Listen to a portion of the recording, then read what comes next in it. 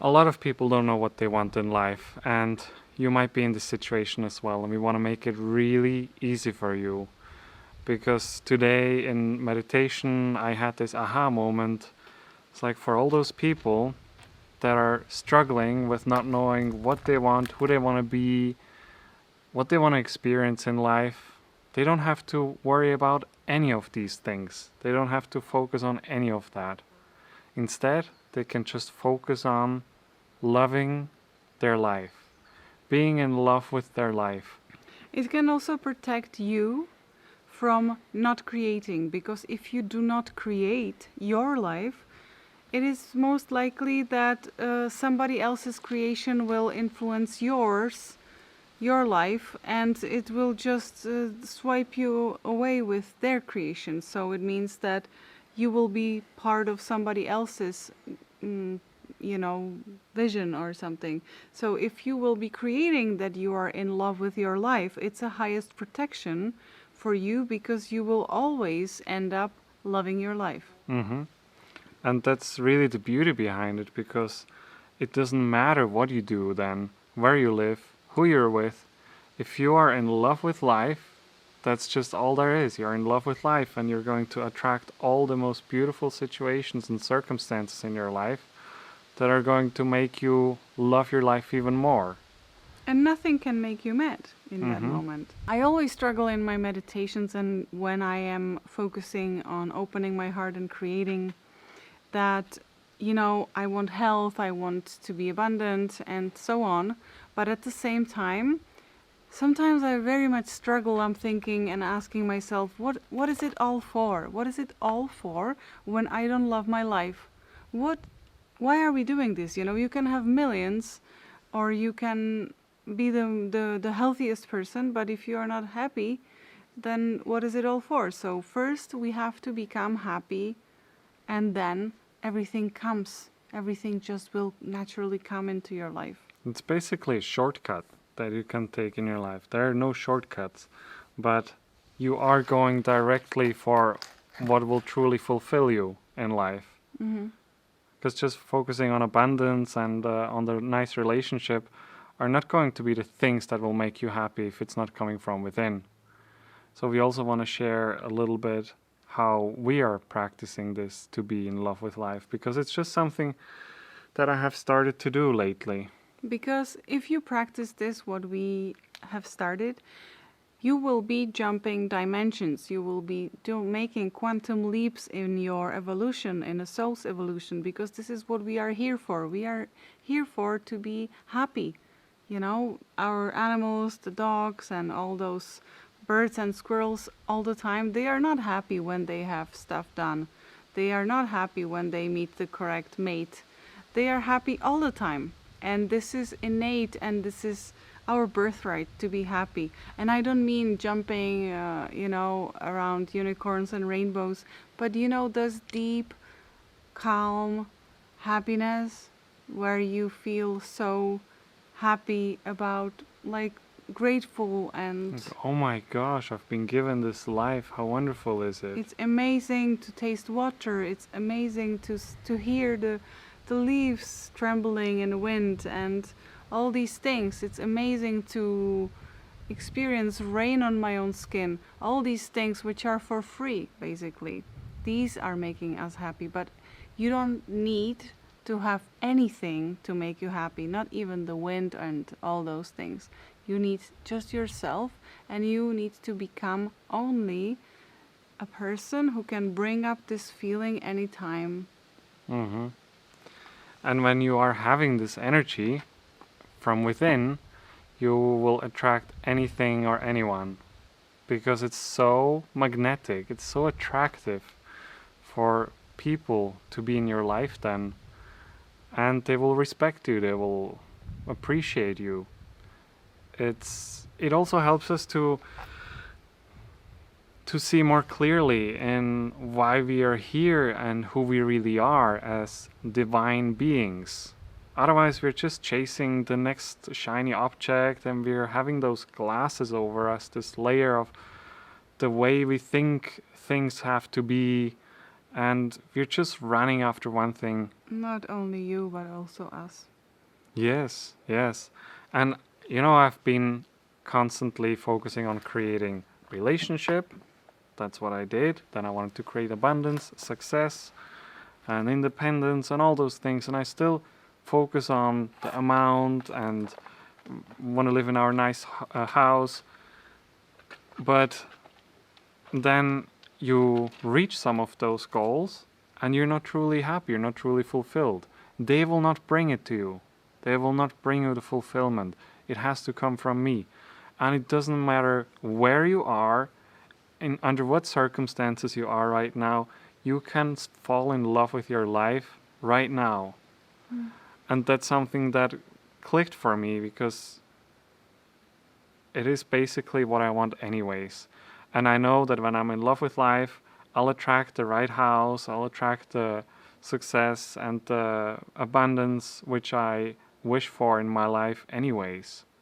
When my nephew was a really young guy, like 6 years old or 5 years old, he always loved to take his time. Even though we were like in amusement park and there was like crazy music and all those attractions and so on, he wanted something to eat. He knew what he wants to eat, and a whole group around him had to take time because he wants to enjoy his meal. So we all had to sit down and let him enjoy his meal. And he basically made us to stop.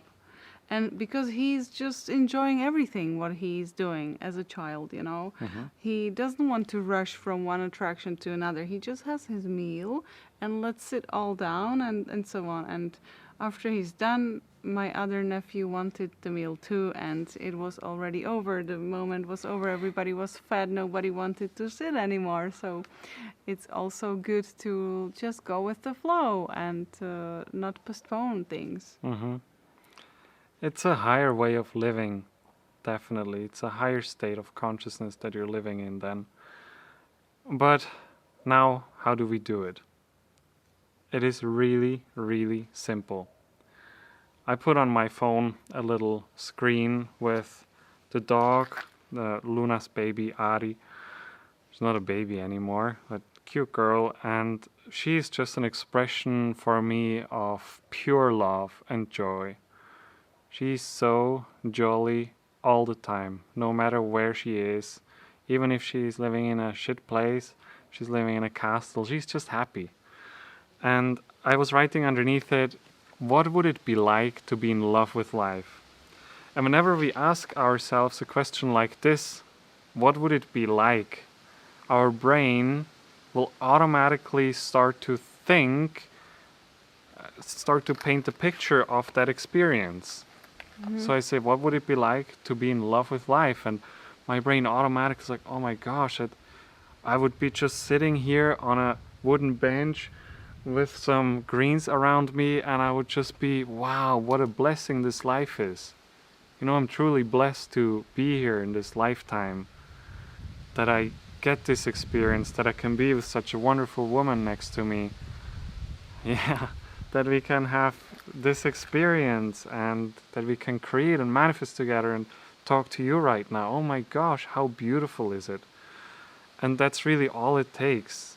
Of course, you can do meditations. I do it also in meditation. I open my heart, I tune into my heart space because that's where it's coming from. Whatever you focus on expands. So I focus on love, I focus on my heart, and it just radiates all around me. You also started to focus on being in love with life, right? It's like the ultimate hack. I realized that if you want to be healthy, but you're not loving your life or not liking your life or not liking what you live or can't enjoy anything. Luna almost fell, right? And can't enjoy anything, then do you think the body wants to be healthy in that,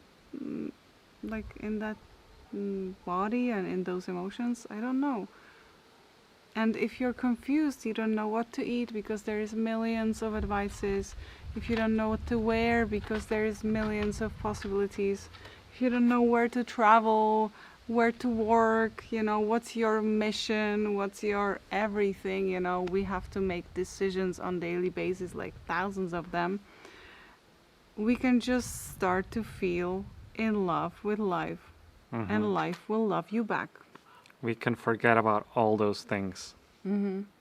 Because it is very confusing, especially for young people, but I guess also for adults who started to see so many possibilities on your fingertips. We are holding it in our hands, all those possibilities, and it's just immense, and our brain wasn't really experiencing it for a very long time, these many possibilities and colors of life. And now we know everything what happens in Asia and in a moment in America, and we just see all of it, and it's just making us confused. So what is the correct way to go is loving your life, loving yourself, putting yourself first, and saying, okay, I'm putting this device down. I'm gonna look what is around me, where I live, who I live with, who is my neighbors, or what animals actually live around my house. How are they behaving? Are they there every day or something? Can I give them some water, or can I give them some, to the birds, some goodies and so on? You become union with the planet as just well. have attention switch to somewhere else, and it's going to give you so much visceral experience, like body experience, not only mental experience through your eyes, but also like you can touch it, you can smell it, you can feel it. It's much more enjoyable for a soul to experience these things. And those are the things we remember, how we felt. You will remember how you feel after watching this video. If you don't have any kind of feeling, or if you don't have this experience that you feel something, that you felt different in some way, you will not remember those things. So it's a lot about the feeling. And we can really say you're super lucky that you are in this situation, that you said, I don't know what I want. And you clicked on this video, and you basically have an amazing path to go forward. You can just feel the relief. Oh, I don't have to worry about all those things. I can just focus on my heart space and on starting to love the life. Because I was always asked as a little girl, who do you want to be when you grow up? And what do you want to do? And what are you doing when I was growing up? What are you doing? What are you working on? What are your interests and so on? And what if somebody just chills and says like, I don't know. I like it right now as it is. I like to read, or I like to improve and investigate and observe and explore. What about that? Is it fun? Is it paid? Yeah. And people will say, oh, you can't live from this. You can't have money from these things. But maybe we are like this. We just like to taste. We don't want to do one thing our whole life. Yeah, you want to taste different experiences in life. So one lifetime we got.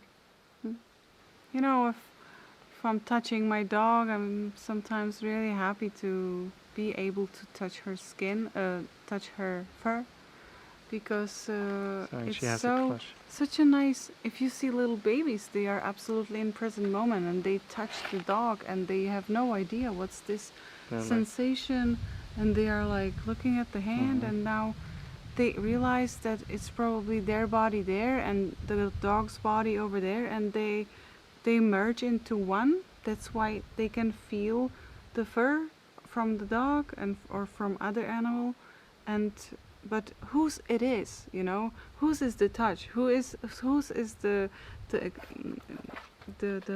input into our system. Is it the dog's fur, or is it our ability to feel the fur? It's everything is us, and then if you will start just be open for happiness in life and being like lighter, and everything can be super easy, and loving your life or liking your life, you could just say, I just live a good life, and It sounds so boring, but I also hear a lot of uh, my mother's age ladies, girlfriends, when they meet, they talk about somebody who is not here anymore, and they always say, "Oh, she had a very hard life, and she had a very tough life." But who couldn't have tough life? If you look at everybody, they can have tough life. So of course, the traumas are sometimes very, very, very intense. And I I am not absolutely putting it lightly, but some lady who had to work on a field and work on the wineries had a tough life. I don't know. It's just a matter of perception. Maybe that lady was even able to be happy, even though she had tough life. And they didn't even know her. They didn't know how she felt, but they said, "Oh, she had tough life." That's not true. Also, people who survived the Holocaust, they are so amazing, still positive. Those survivors, they are Some living. of them, they really found a way to find the joy Yeah, in life yeah, and yeah. appreciation. Yeah, because, and they are just living still, and they are happy, they are smiling. When you see some interview with somebody who survived Holocaust, then they are mostly smiling and having good time and living a bit more lightly. How come? They had tough life, and how come we can't do this? Do we have to go through really big struggles and then we do it, or we can already do it? Can already do it. Because if it is possible after very big struggle, then maybe we can do it already right now. We don't have to go through anything like this. The thing is, the key is to remember. Yeah. To remember that we can, and to remember that it's really possible, Because in this area where we are making this video, my grandfather and grandmother, they experienced World War II, and it wasn't fun. And we are touched with this History. this history and the memories and how people were struggling and starving and everything, but they were still really cool. And when there was celebration, they celebrated, and when there was food, they ate, and it was really good to see those people, how they were having really high vibration spirits. And now I think that we are learning in this new age and this new planet Earth, as everybody says it, we are learning how to be happy in abundance, because we are very much struggling. If we don't have some discomfort, then we are not triggering the survival mechanisms, and then we don't know what to do with this. We have never had that. We have abundance of everything, and be happy, guys. But how can you be happy when you don't lose something, right? So when you lose a great relationship or somebody who you love, and then I see it in my nephews, they are having grandma, who is my mother, and she's driving a car. She's so cool, she's shopping, she's being on the internet, on a laptop and so on. My grandma never did that.